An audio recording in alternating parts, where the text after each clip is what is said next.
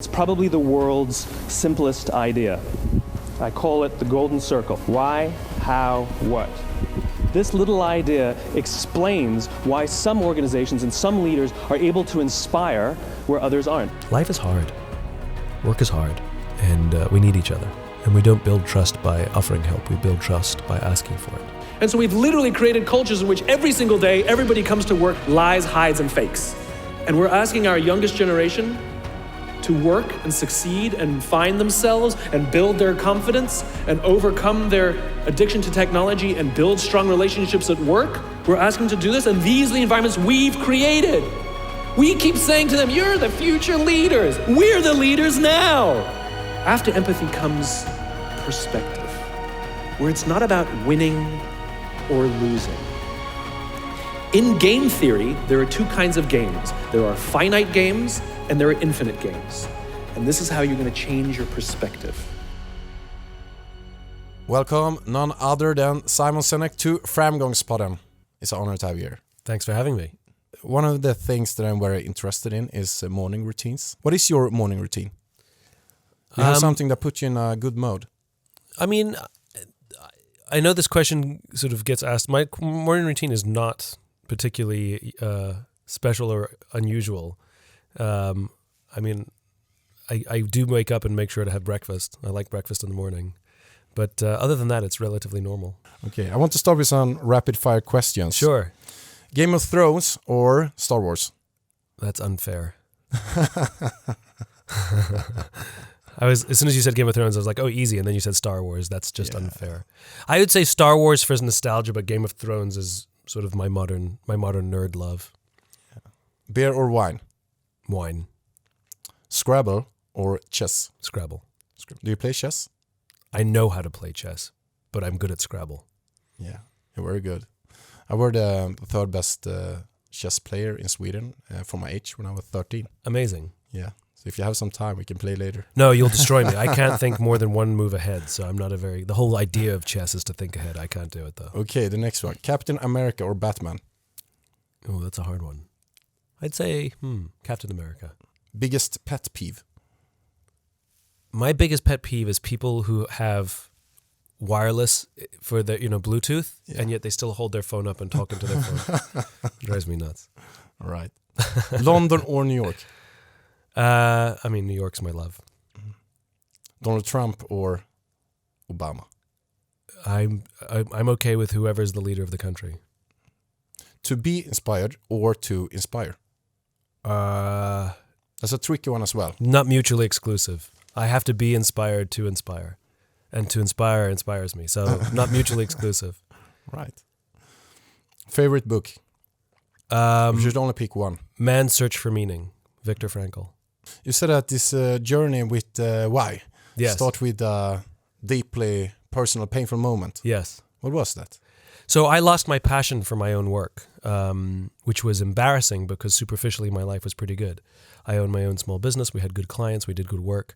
But I didn't want to wake up and go to work anymore. And so I kept that to myself. And so all of my energy went into pretending that I was happier, more successful, and more in control than I felt, which was pretty draining, to be honest. And it was only when a friend came to me and said, I'm worried about you, did I come clean and tell her how I really felt. And it lifted a weight off my shoulders and gave me the energy to find a solution. And the solution I found was this thing called the why. Yeah.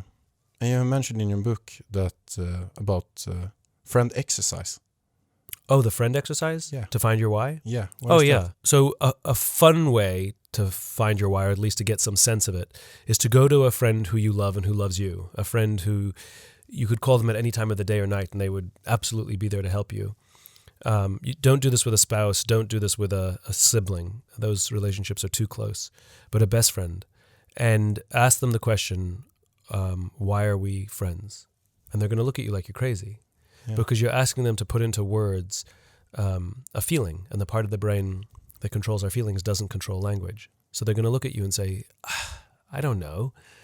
And then you play devil's advocate. You say, come on, what is it about me that is so special that I know that you'd be there for me no matter what? and they'll start describing you. You're funny, you're honest, I can count on you. And you have to play devil's advocate. You say, good, that's the definition of a friend. What is it about me that I know you'd be there for me no matter what? And again, this will go on, and you play devil's advocate, and eventually they will give up. And eventually they will describe themselves. My friend said to me, I don't know. All I know is I can be in a room with you and I feel inspired. I don't even have to talk to you. And I got goosebumps. So eventually when your friends start describing something about themselves and you have an emotional response, whether you get goosebumps or you well up with tears, whatever it is, that's proof that the thing that they have said is the value you have in their lives. So that's what your why is. It's core to your being. You'll have an emotional response. And I asked multiple friends, and all my friends told me the exact same thing. That's how I knew I was onto something. Yeah. It's a fun exercise. Do you have some other exercise you recommend to find your why? Well, there's multiple ways you can do it. I mean, I just gave you one fun way. We that's one of the things we do as a company is we help people find their why. But we try and do it we want to make it as accessible as possible. So clearly it's not available to everybody to have a human being come to your home or your office to do it with you. And so we have the Why Discovery course on our website. I published a book called Find Your Why. And then there's the friend exercise. We've tried and make it as available as possible to as many people as possible because the goal really is that everybody can find their why. So I don't want it to be something exclusive, that really upsets me. So so everything from free all the way up to an individual consultation, and everything in between is available. And I thought about that. How many whys can you have? A human being can only have one. Only one. And can you change why? No. You are who you are. We are the products of our upbringing. We are the sum total of the experiences we had when we were children. And our personalities are fully formed by the time we're probably in our mid to late teens. And that's what the why is. The why is who you are at your core, who you are at your natural best. The rest of our lives simply offer us opportunities to live in balance with our why. So no, you cannot change your why, just like you cannot change who you are. You can improve who you are. You can live to you can try to be your best self, but it's you. So we only have one why, which I think is and when people define their why or define their company's why based on something they do, you're definitely not there. Like my why is to help my customers find blah blah blah. No, that's not your why. That's just something you do. Yeah. And what is your why? To inspire people to do the things that inspire them, so together each of us can change our world for the better. It drives me. It's the foundation of everything I do. And your latest book that will launch in October, The Infinite Game. October 15th, yeah. October 15th. Has already made an immense impact on the world thus far. Can you explain the difference between finite and infinite strategy? Sure. According to a theologian named James Carsey, who wrote a book in the mid-'80s, he framed two kinds of games. If you have at least one competitor, if there's at least one other player, a game exists. And there are two types of games. There are finite games and there are infinite games. A finite game is defined as known players, fixed rules, and agreed upon objective. Football, right? There's a beginning, there's a middle, and there's an end, right? An infinite game is defined as known and unknown players. New players can join at any point. The rules are changeable. And the objective is to perpetuate the game, to stay in the game as long as possible. And so if you think about it, many of the games in which we are players are infinite games. There's no such thing as winning marriage. Right. There's no such thing as being number one in career. Like there's no winning career, right? And there's definitely no such thing as winning global politics, and there's definitely no such thing as winning business. But if you listen to the language of too many leaders, they don't know the game they're playing. They talk about being number one, being the best, and beating their competition. Based on what? Based on what metrics? Based on what agreed upon timeframes? And so the problem is that if you play in an infinite game with a finite mindset, there's a few very predictable and consistent outcomes. Decline in trust, decline in cooperation, decline in innovation. And so if we are players in an infinite game, and the problem is we're playing with a finite mindset, I set out to write about what it means to play with an infinite mindset, which means completely rearranging the way in which we understand how not only business works, but how we play the game of business and other things, all the infinite games. Because the thing is, we're players in multiple infinite games at the same time. if you play with the right mindset for the game you're in, you'll enjoy much more trust, much more cooperation, much more innovation. So that's what the Infinite Game is all about. You had a speak against Microsoft and Apple. Oh yeah. So I had a real life experience that helped me understand the difference between finite and infinite games. I spoke at an education summit for Microsoft, and I also spoke at an education summit for Apple. At the Microsoft summit, 70-80% of the executives spent the vast majority of their presentations talking about how to beat Apple. Whereas at the Apple summit, 100% of the executives spent 100% of their time talking about how to help teachers teach and how to help students learn. Vastly different. So it was really funny because one clearly was playing with a finite mindset and one was clearly playing with an infinite mindset. At the end of my talk at Microsoft, they gave me a gift. They gave me the Zune when it was a thing. This was Microsoft's answer to the iPod. And it was fantastic. It was a beautiful piece of technology. It worked extremely well. At the end of my Apple talk, I was sitting in a taxi with a senior Apple executive, and I couldn't help myself. I had to just stir the pot. And I turned to him and I said, Microsoft gave me their new Zune, and it is so much better than your iPod Touch. And he looked at me and he said, I have no doubt. And the conversation was over. And this is what it means to have an infinite mindset. It means you understand that sometimes your product is better and sometimes your competitor's product is better. And the goal is not to win or beat your competition. The goal is to outlast them. There's a head and behind, that's all, but there is no winning. And that relaxed attitude proves that the only true competitor in the infinite game is yourself. How do we make our products better than they were last year? How do we make our service better than it was last year? How do we make our culture stronger this year than it was last year? Our leaders better this year than they were last year? That's the only true competition. And do you have any advice for the companies that want to play the infinite game instead? Well, it takes multiple things. You have to have a just cause. You have to know, in other words, a vision of the future, an idealized vision of the future that you've committed your entire organization to help advance. Something so just that you would willingly sacrifice for it, meaning you might turn down a better paying job, or you take frequent business trips, or you work late. And that doesn't mean you like those things, but it feels worth it. You need to have trusting teams, people who willingly admit mistakes around each other, ask for help without any fear of humiliation or retribution. You have to have trusting teams. You have to have a worthy rival. You have to have another player or players that you can compare yourself to, where their strengths reveal to you your weaknesses, so you find out where you can improve. Benchmarks, The goal is not to beat them. The goal is to use them to learn more about ourselves. What is Open Playbook? There's a existential flexibility, is what it's called, which is the willingness to make a profound shift in strategy in order to advance your cause. There's the famous story of Steve Jobs in 1979 with some of his senior executives. They visited Xerox PARC, and Xerox showed them a technology they'd invented called the graphic user interface. Now remember, Steve Jobs had a just cause. He wanted to empower individuals to stand up to Big Brother, to the status quo. And clearly the computer was an amazing technology to help him do that. And this graphic user interface would allow way more people to use a computer just by clicking a mouse on the screen, as opposed to having to learn the whole computer language, which is how it was back then.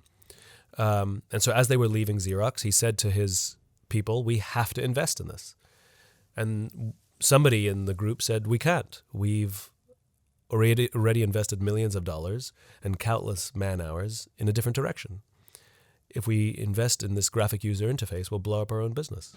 To which Jobs said, better we should blow it up than someone else. And that decision became the Macintosh, which profoundly changed computing today. The entire platform of Windows is designed to act like a Macintosh. So his willingness to make that profound strategic shift and walk away from money already spent and time already spent is a perfect example of existential flexibility. And what about worthy rival?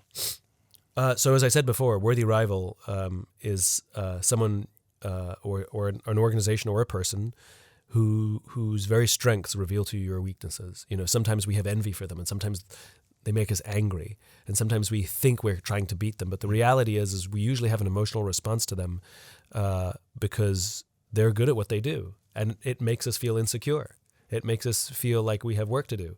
So instead of directing that energy against them, rather we should express gratitude that they helped reveal to us our weaknesses so that we can work on them. I want to jump into my favorite topic, and that is success.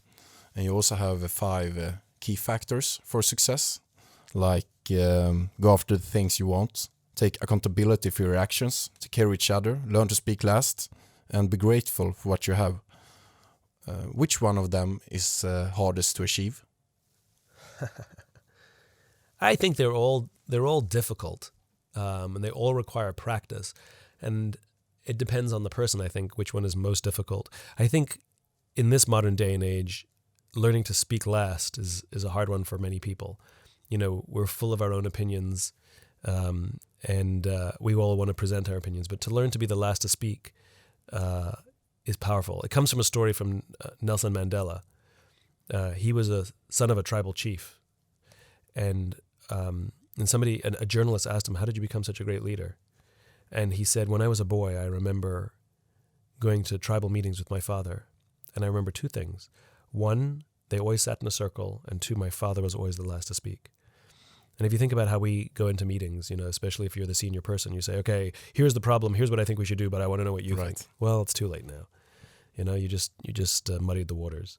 So to practice being the last to speak and not give any clues as to what you're thinking when people are, you know, no expression of agreement or disagreement, but rather curiosity, to show up to the conversation with curiosity, to ask questions, not to prove that someone's right or wrong because they agree or disagree with you, but rather because you're truly trying to understand how they came to their opinions.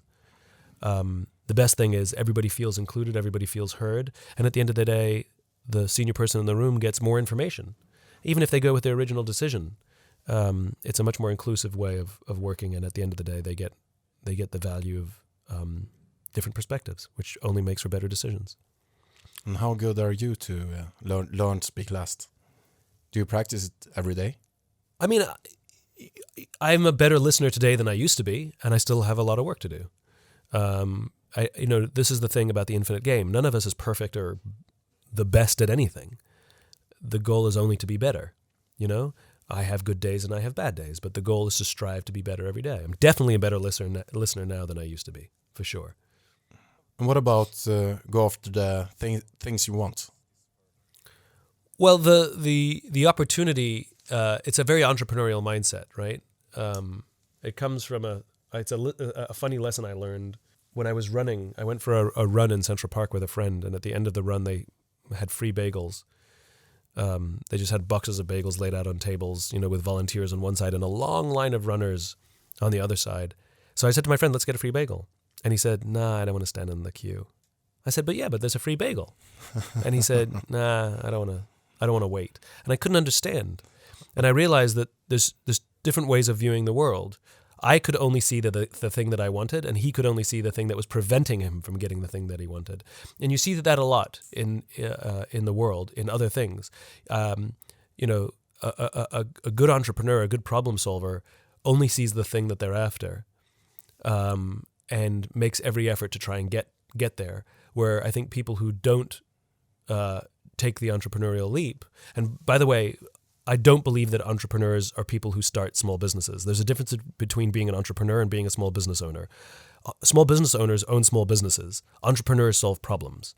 And there are entrepreneurs who own small businesses, but there are also entrepreneurs inside large companies. They're problem solvers. They think differently. Richard Branson does not own a small business, but he's absolutely an entrepreneur. So let us not confuse the entrepreneurial mindset with small business owners. They don't necessarily go together. But the entrepreneur, whether they're in a big company or a small company, they see the thing that they're after and they try and get there. Whereas the more traditional mindset is to see the things that are preventing you from getting it and then not wanting to take the leap. Because one comes with risk and one doesn't. When you talk about entrepreneurship, how do you define innovation? To me, innovation is the application of technology or engineering to solve a problem. there has to be a problem to solve before you have innovation. Just putting a flat screen on something or putting a battery in something doesn't make it innovative. There's so many nonsense innovations out Oh, there. there's so much junk, I mean, yeah. And so many apps. But I Every mean, company should. just get in a car. Like cars now have flat screens to control your air conditioning, to control your radio. What was wrong? What problem were they solving?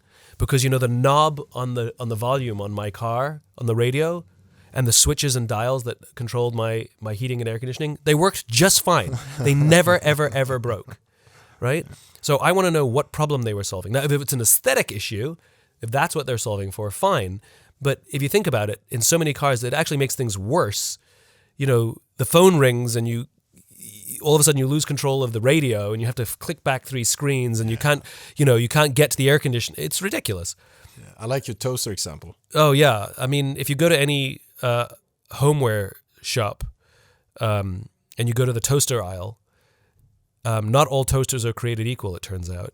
If you go to all the toasters and push up on the button, only some of them go up. That to me is innovation, that you can push your toast up from the toaster and you don't need a knife to get the toast out. Yeah. That's innovation. There's no batteries, there's no flat screens, there's no touch screens, but you can push up on the that's innovation. It solves a problem. I can't get my toast out of the toaster. That solves a problem. So I think we're a little loose with the word innovation, and I think too many companies think that by making something have bright lights and neon on it, or it's innovative. It's not. It's just prettier. Or Do you have any questions that companies should ask themselves about innovation? well, like I said, I think the biggest question is what problem are we solving for? What problem are we solving? And if the answer is none, then don't do it. The amount of times we make innovative things, it's just one more thing to break. When you add a motor to something or you add a flat, it's just one more thing to break. One touch screen. Yeah. So what problem are we solving? Sorry. Again, if it's inside a home, if it's aesthetic, fine, great. But it has to advance something. It has to move something. It has to solve a problem. Otherwise, it literally is just a waste of money. And take care of each other. Yeah. What about that? We're social animals, and by ourselves, we're not that good. Human beings can't lift heavy weights by themselves, and we can't solve complex problems by ourselves. But together, we are remarkable.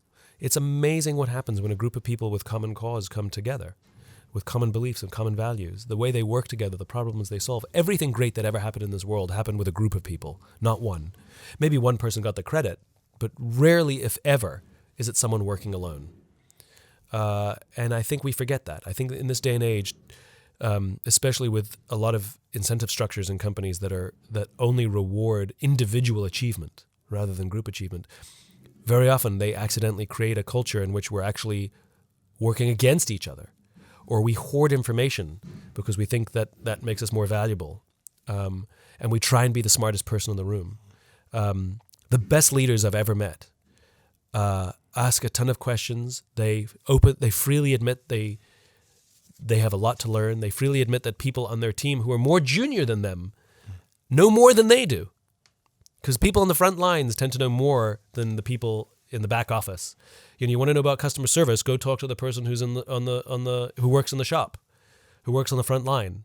Don't ask a senior executive who's in charge of customer service. They don't know. They haven't done it for 20 years. So the great executives, the great leaders ask a ton of questions. They visit the front lines. They ask people. They learn. And they know that they don't know everything. I admire that. I also love when you talk about leadership and people over numbers. Can you discuss this further? We live in a world in which, unfortunately, too many companies, too many leaders would willingly sacrifice their people to protect the numbers. You have annualized layoffs or redundancies just to meet the arbitrary projections. That doesn't mean we're going to lose money. It just means we'll be less profitable. And so we use the livelihood. We use someone's livelihood. We use their ability to provide for their families so that we can meet some arbitrary short-term goal, which I find abhorrent. The best companies in the world, the ones that tend to outperform their competition over the course of time, prioritize the wants and needs of the individuals over the wants and needs of some arbitrary projection. That doesn't mean they don't have goals. Of course they have goals, but they're not willing to sacrifice their people simply to meet an arbitrary goal. You don't use people to balance books. That's what that means. And too many organizations today use people as if they're just another expense to be cut. They're just another cost. They forget that they're people. And it's a very finite mindset to think that way. And those companies usually end up a lot weaker because every time they use people, they weaken the culture every time. Trust declines, cooperation declines. There's no way that the people would sacrifice for the company, knowing full well that the company wouldn't sacrifice for them. The leaders set the tone. And if we say to the company, if we say to the people, we care about our numbers more than we care about your life, well, guess what? They're going to do the same. They're going to protect themselves more than they're going to protect you. So leaders set the tone every time. Yeah. And you said that you never met a CEO that doesn't think the people are important. The question is in what order? Right. That's exactly right. You know, when I talk about putting people first, as you said, I've never met a CEO who doesn't think their people are important. You know, they always put, there's my list of priorities: growth, customer, my people. There it is. See, I think they're important. The problem is they're number 3 on the list, which means there are at least 2 things that would be prioritized before the people. Our people have to come first. Can you give some example there on big companies that put the people in front? Yeah, there's a lot of good examples. There's a company called The Container Store, which sells, boxes and organizing equipment. During the recession, they had 0 layoffs, even though they lost 13% of their revenue. Costco is another company. Virgin is very good. There's plenty of good examples, and these tend to be the companies we like the most. These tend to be the companies that we feel very strongly towards. We have loyalty towards them. We love them even. The problem is we need more of them. We need more companies like that. Those companies are the exceptions. They need to be the rule. You also discuss intensity versus consistency in companies, relationships, workouts. What are your thoughts on this? So whenever there are decisions to be made, there's dynamics, right? There's consistency and there's intensity. It's like brushing your teeth, You go to the dentist twice a year. If that's all you do, those are acts of intensity, easily scheduled, easily measured, predictable results. If that's all you do, your teeth will fall out. So we have to brush our teeth consistently. Now, what does brushing your teeth do for 2 minutes? Nothing. It does nothing unless you do it twice a day, every single day. Can you leave a day out if you're too tired and you don't feel like brushing your teeth? Yeah, that's fine. How many days can I skip? I don't know. Just don't do it too much. Yeah. That's the thing. This is what consistency is. Consistency is about steady build. And consistency is often more important than intensity. You can't go to the gym and get in shape by working out for 9 hours. But if you work out every single day for 20 minutes, you absolutely will get into shape. The problem is in businesses, we tend to rely on consistency. We tend to rely on intensity to solve problems. We have a leadership problem. We have a 2-day offsite. And we have a couple of speakers, and now everybody's a leader. No. Leadership is a practice that we have to do every single day. It's like any kind of relationship.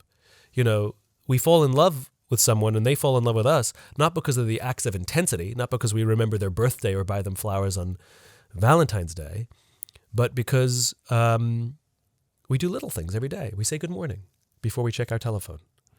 We when they say, "Can I tell you something?" we turn the television off and we look them in the eye and say, "What's on your mind?" It's these little things that by themselves they do nothing, but over the course of time, if we do them consistently, they produce intense feelings of love and trust. It's the same in any kind of relationship, whether it's personal or professional. It's the acts of consistency that a leader must do on a daily basis. Walking through the halls, saying hello, saying how are you, and actually caring about the answer. Making eye contact, putting your phone away when you're in a meeting. Do these things every day, and they have a remarkable and powerful impact. We cannot solve human problems with acts of intensity. It takes acts of consistency. Acting consistently, I should say. Yeah. And how would you describe the millennial generation? They're very nice people. Yeah, I think what you're referring to is I gave an answer to the question about what other people call the millennial problem. Right. That apparently a young generation, an entire generation, is unleadable, which of course is nonsense. So I offered a perspective which is based on empathy, which is trying to understand an entire generation. And you have to remember, people get very upset at me when I make generalizations about a generation. They say, you can't make generalizations about an entire generation. Of course you can, because each generation comes of age when there's certain world events that happen which affect who we become. They affect our viewpoint and our perspective. You know, our grandparents who lived through this during the Second World War, many of them are miserly and frugal because they lived through rations. Well, it's nothing because of their personality. There's nothing wrong with them. It's because they grew up during the war. That's why.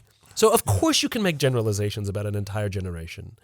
And the millennial generation, which is a group of people born approximately 1984 through 2004, approximately, came of age. They're the first generation to come of age where cell phones and social media were ubiquitous. They were already built into their lives for the most part. When they came of age, I mean, when they were teenagers. And so there's some common factors that exist. They tend to have an over-reliance on social media and cell phones. And the problem is both social media and cell phones are addictive.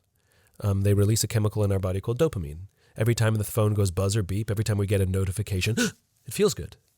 It's the same chemical that's released when we drink alcohol, when we smoke, and when we gamble. In other words, in small doses, feels good, lots of fun. Unbalanced, very, very, very addictive and very dangerous, and hurts our relationships. Social media and cell phones can do that. These things are important to consider.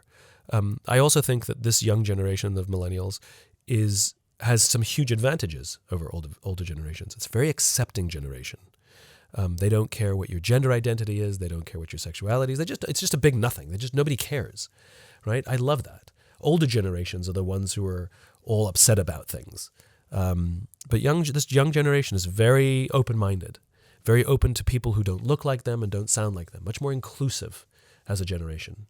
Again, a generation that grew up in a world after September 11th. So there's it's sort of a really remarkable and amazing thing. I think we can learn a lot. I think they're very good at personal branding. They understand the importance of authenticity, sometimes struggle with it.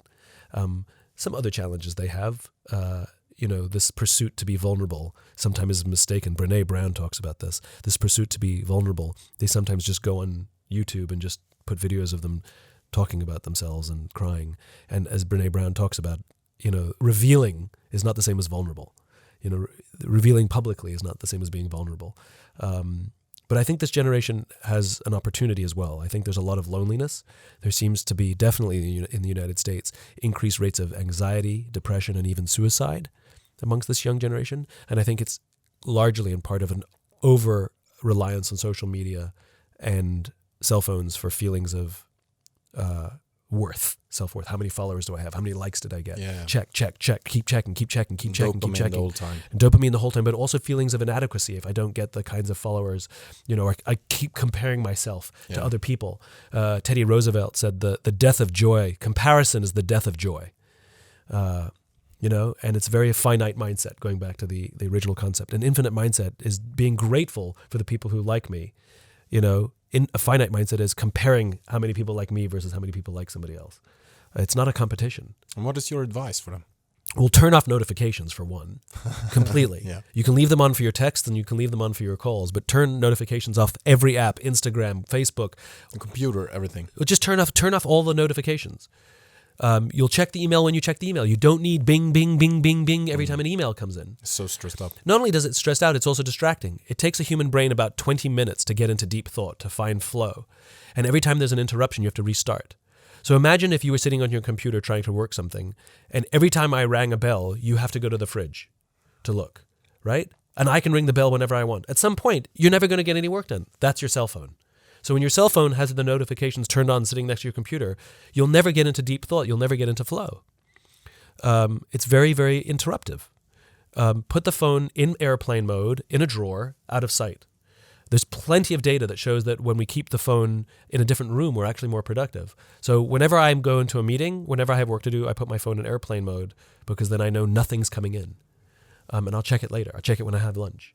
And you find yourself being able to concentrate a lot better. There should never, ever, ever be a cell phone out when you're at a meal with somebody or when you're in a meeting, because it's grossly unfair to somebody that that there's this sends the subconscious message that I just don't think you're that important. It's amazing how powerful it is when somebody simply puts their phone away when they're at dinner with us or at lunch with us, friends, colleagues, whatever. And definitely no cell phones in conference rooms. There should never be a cell phone in a meeting. Again, there's biology. This is not my opinion. There's good biology behind this, and the people who do it demonstrate. There's a company that we know who banned cell phones in all their conference rooms, and they saw meetings got shorter, and they said the level of trust generally increased in the company amongst employees and with their clients, simply from banning cell phones in meetings, which I think is brilliant. And you and your friends thus never have the cell phone with you on dinner? Yeah, I mean, there's always exceptions, of course. I mean, it's about balance. And the problem is we're unbalanced. You know, if you're looking up a movie that you want to go to after dinner, sure, pull your phone out. But it's the point of socializing with other people when you're with somebody else.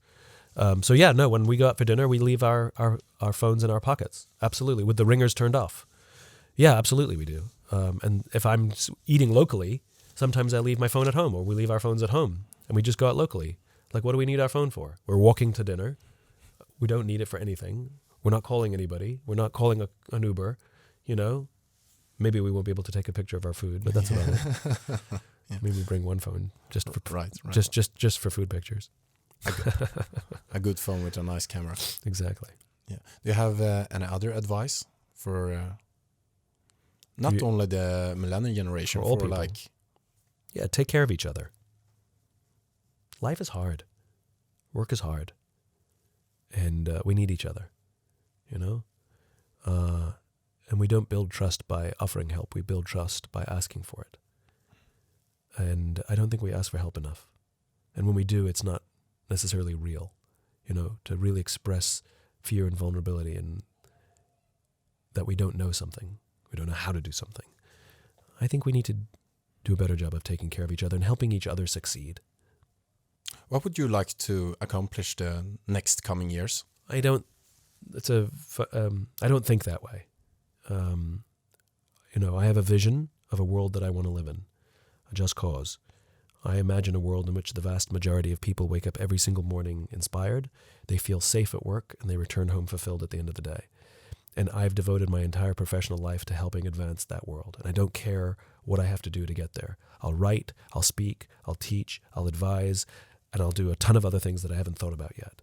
And so for me, it's about I measure things in momentum.